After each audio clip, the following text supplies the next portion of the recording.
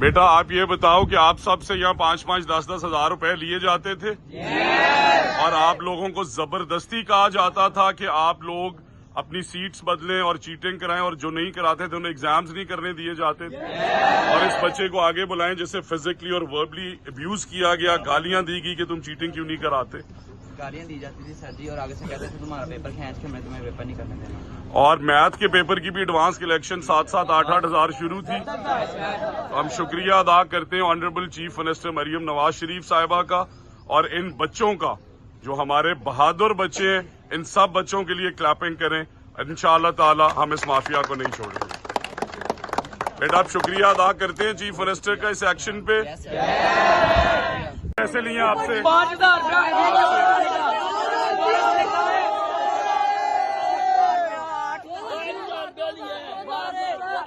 30,000 रुपया दो सारे पेपर कराएंगे और 2-3 दिन छोड़ कराने का 500 रुपया।